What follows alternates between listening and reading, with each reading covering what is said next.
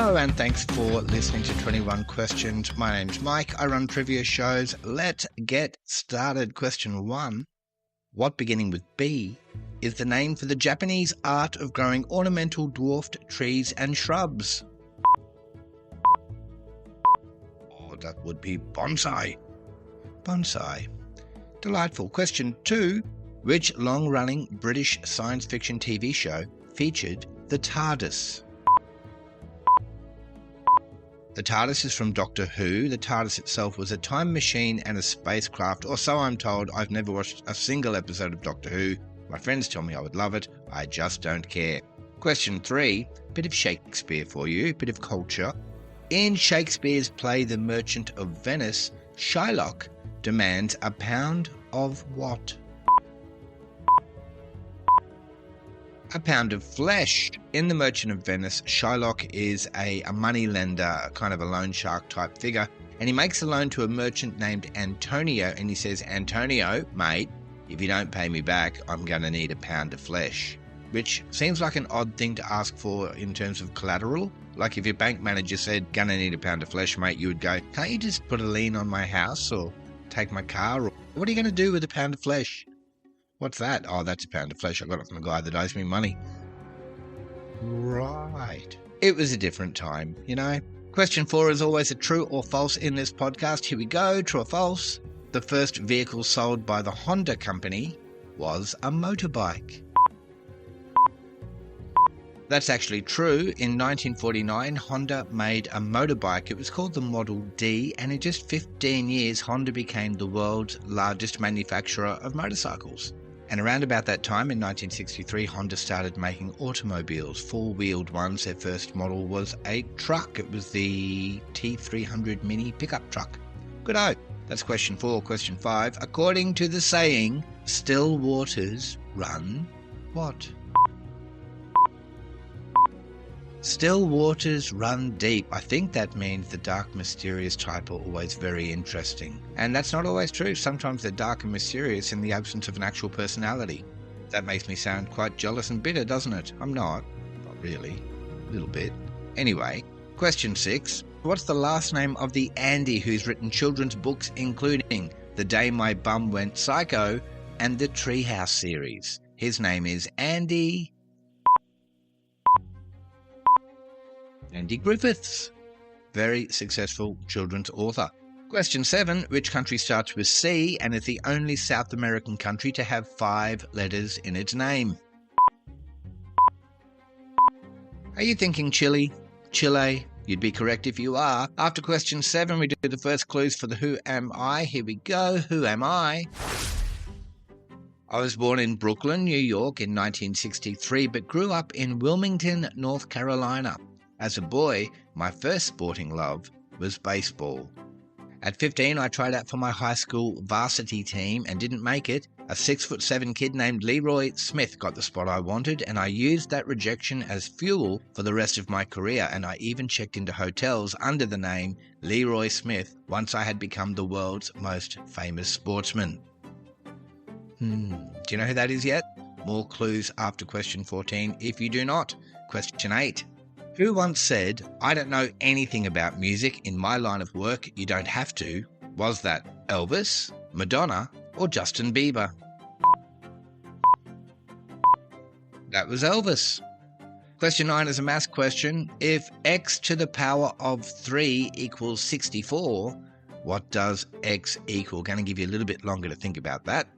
X to the power of 3. So that would mean something times something times something when the something in each case is the same something. Are you with me? Good. X to the power of 3 equals 64. What is X? Okay, so the X in each case is the same number. Therefore, it would be, for example, 2 by 2 by 2. That would be 2 2s are 4 by 2 is 8. So it's not 2.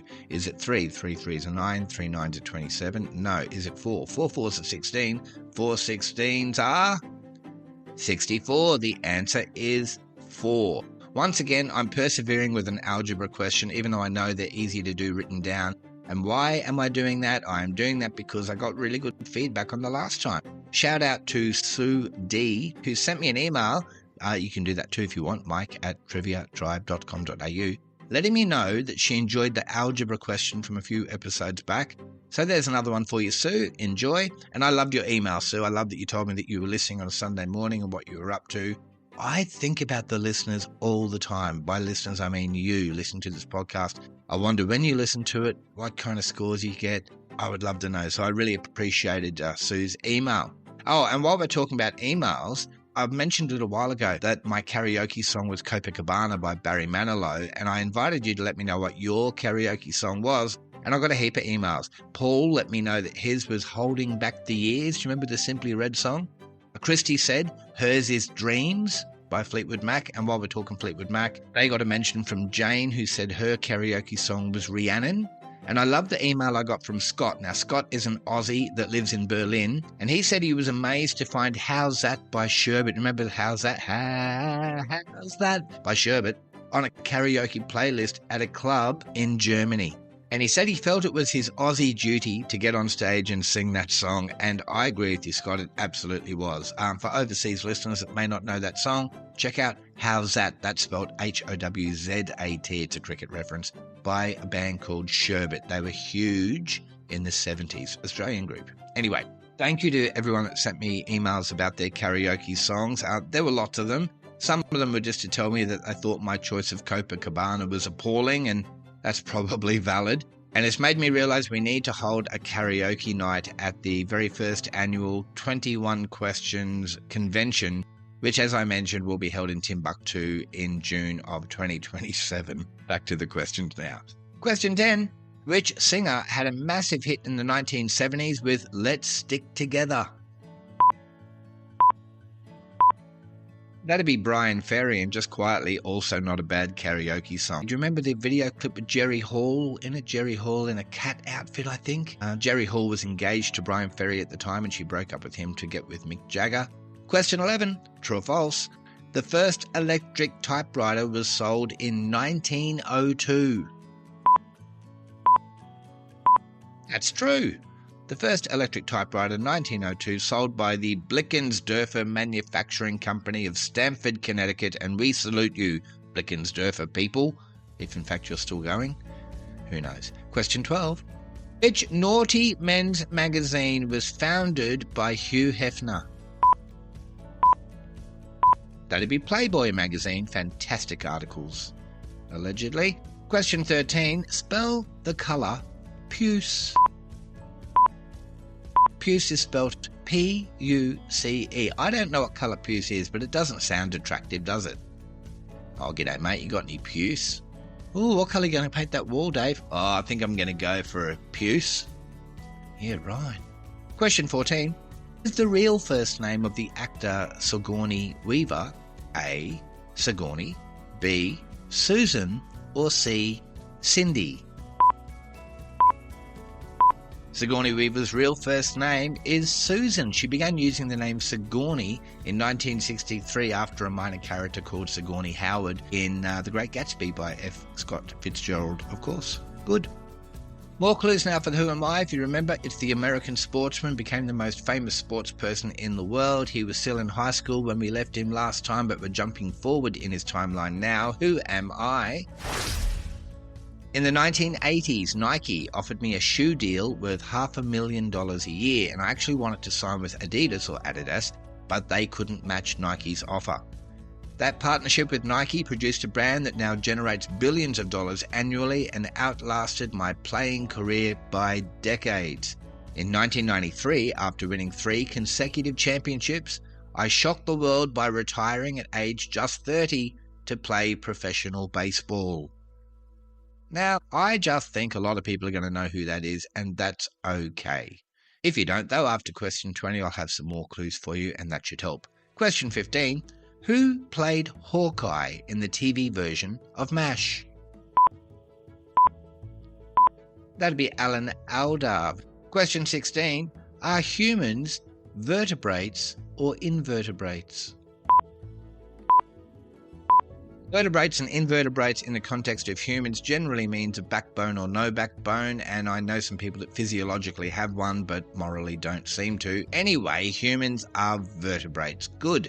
Question 17. We're at the movies. Which 1999 movie starred Tom Hanks as a prison warden and Michael Duncan Clark as a very unusual prisoner? That was The Green Mile, based on a Stephen King novel, and Michael Clark Duncan, who played the giant man John Coffey, like the drink but spelt different, passed away in 2012 of a heart attack. That's a nice cheery little side fact for the podcast today, isn't it? Question 18. First held in 1950, the Bermuda Bowl is an international competition in which card game? And I'll just tell you now, it's not poker. It'd be bridge. I've never played bridge. I've got this idea that kind of old people in slightly flared trousers play bridge. Am I wrong about that? Question 19 on this podcast is always a still alive or not so much, where I give you a name, you decide if you think they are still alive or not so much. It's right there on the label. Today, Larry Hagman. He was the male lead in I Dream of Jeannie, and of course he was J.R. Ewing in Dynasty, as in Who Shot J.R.?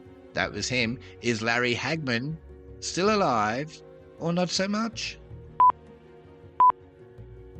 Larry Hagman, not so much. He actually passed away a long time ago, back in 2012. He was 81 years old. Question 20 in this podcast is always a music question, and I thought we'd do an Elvis song because I mentioned Elvis earlier. So, according to an Elvis song, what is Down at the End of Lonely Street? Are you sitting in your car right now going, down at the end of Lonely Street, that's Heartbreak Hotel? Anyway, Heartbreak Hotel. And of course, Fonzie did a version of Heartbreak Hotel on Happy Days in an episode called Fonzie Superstar. Normally, when I give you these side facts, it's because I've looked them up. Sadly, almost pathetically, that's just one that I knew. Who even am I? Actually, let's do the Who Am I, and I don't mean me, I mean it's the guy we've been talking about. You know what I mean. Who am I? Final clues. I returned to basketball in 1995, rejoining the Chicago Bulls. Together we won 6 championships, I won 5 MVP awards and 2 Olympic gold medals. In 1996, I starred alongside Bugs Bunny in the highest grossing basketball movie ever made. I am Michael Jordan, but I think some of you were onto that quite a little while ago. Okay, that's 21 questions done. Time now for the player questions, where you, the listener, can submit a trivia question that I will usually put into this part of the show. Don't always. Sometimes it goes into the main part of the show, but if it does, I'll credit you. And as a matter of fact, Shannon, who recently sent in who played Superman in the Batman Lego movie, that question made it into the live show this week. So thank you, Shannon. Anywho, last episode, Jason from Colorado, I do enjoy hearing from my international listeners, asked the question, in which American city was the sitcom Mork and Mindy set? And I thought to myself, I'm pretty sure it was set in Colorado, where Jason is from, which in turn makes me wonder if he is from Boulder in Colorado, because that is where Mork and Mindy was set. Nice one, Jason. Thank you very much. Answer to that one, in case you missed it, is Boulder, Colorado. This episode, Beverly has sent in, which ancient civilization invented the first vending machine? Wow. Okay, the ancient civilization invented the first vending machine. I had this idea a bit more recent than that. Thank you, Beverly. I'll look into that. I appreciate your message very much. Now, before I go, shout out to Rowan and his friends who came to play trivia with me at Greenbank Services Club a little while ago. It's actually great to get to talk to listeners of this podcast, find out what they like about it, and just generally get some feedback on it. I really appreciated that. And Rowan and his team won that night. Good to see you, Rowan. Thank you to you and all of your friends for your support. If you'd like to send me a trivia question or get in touch in any way, the email address is mike@triviatribe.com.au. You can message me on Facebook as well. 21 Questions by Trivia Tribe is the Facebook page. You'll recognize that the logo is the same as the logo for this podcast. Speaking of, this podcast comes out every Tuesday, Thursday, and Saturday. Thank you very much for listening. I hope you did well with that set of questions. Meet me back here in a couple of days. We'll do it all again. My name is Mike van Acker. I love you. Catch you next time.